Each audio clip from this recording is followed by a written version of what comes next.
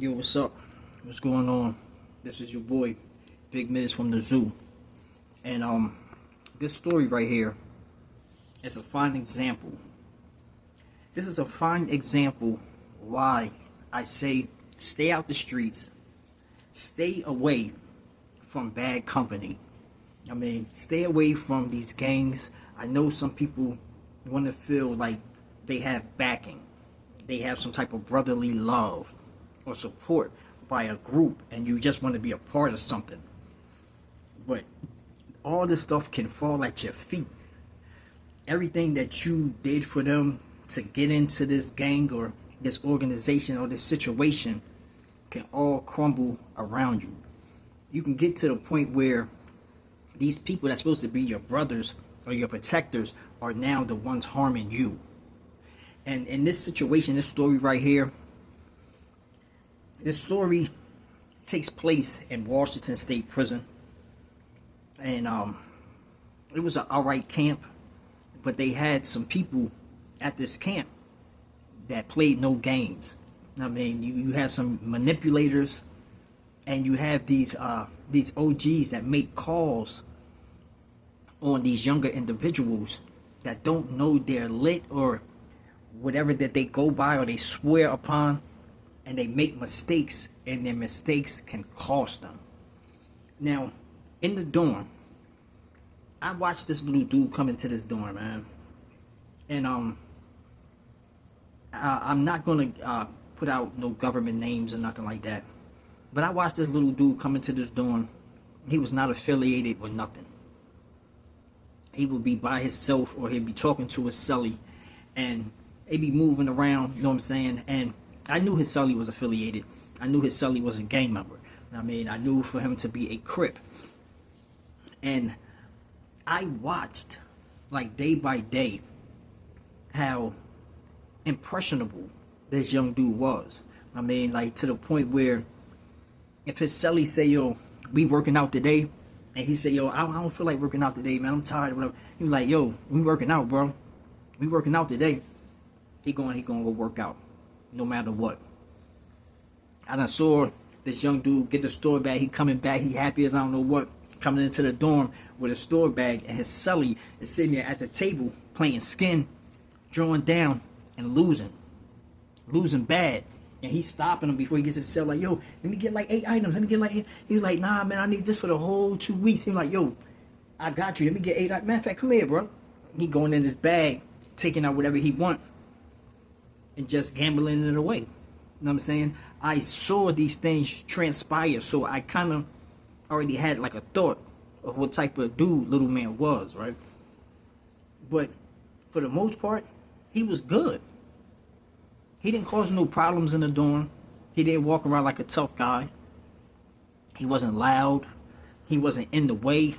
He wasn't doing no crazy stuff. He wasn't doing no effed up business or jacking around. He wasn't doing none of that. You know what I'm saying? He was doing his time, going to his classes, handling his business, staying out the way, watching TV sometime, eat his food, and just be out the way. 2 months passed, right?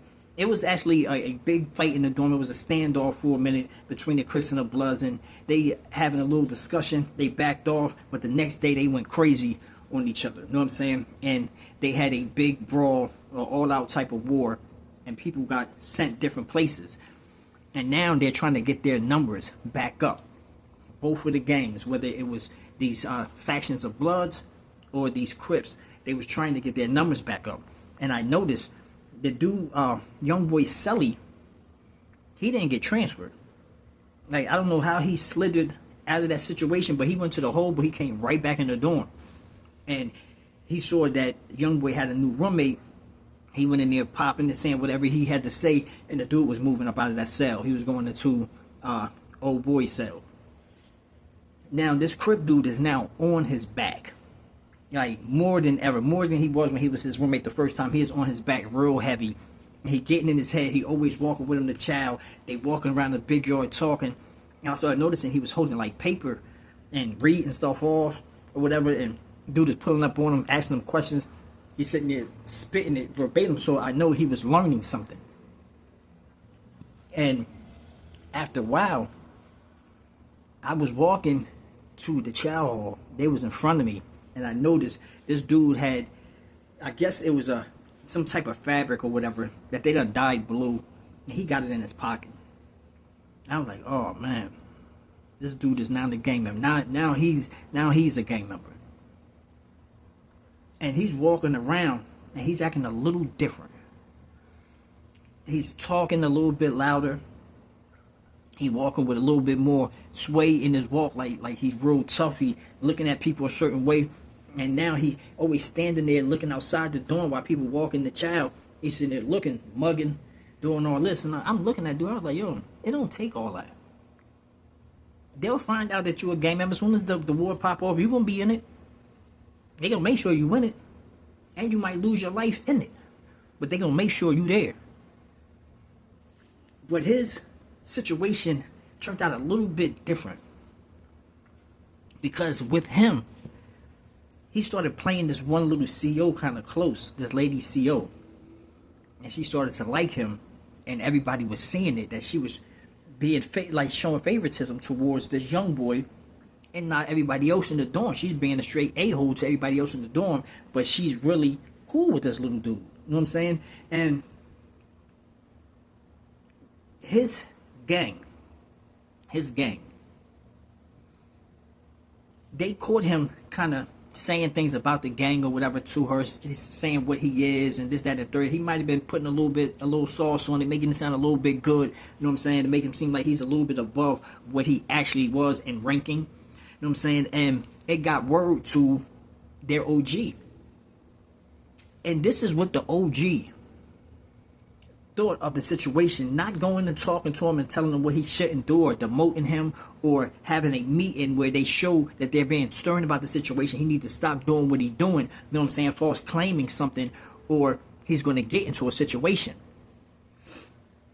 They made a call over to his dorm. His OG made a call to his dorm and started telling the rest of the Crips there to go ahead and put hands and feet on him. To what degree did he say? I don't know. But his outcome, they saw him talking to this lady, and they started gathering up in the cell. They started gathering all up in the cell, and they're on the phone too. And they're waiting on one Crip to go and get him. And he's talking to the lady. The dude say, yo, come holler us real quick. Come holler us real quick. You know what I'm saying? We about to have a little meeting or whatever. So he now made him think he all cool. He goes slide off into this cell. And bro,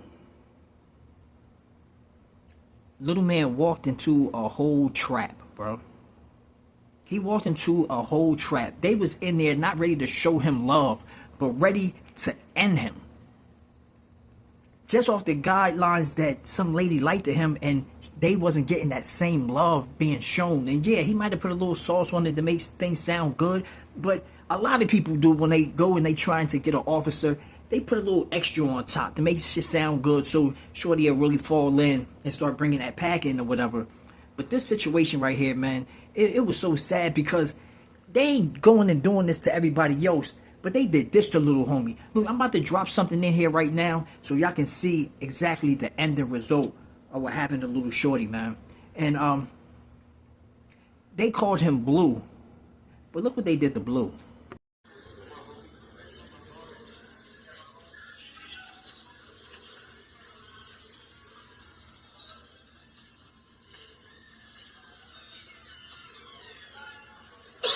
I did phone one out on the phone too, cook.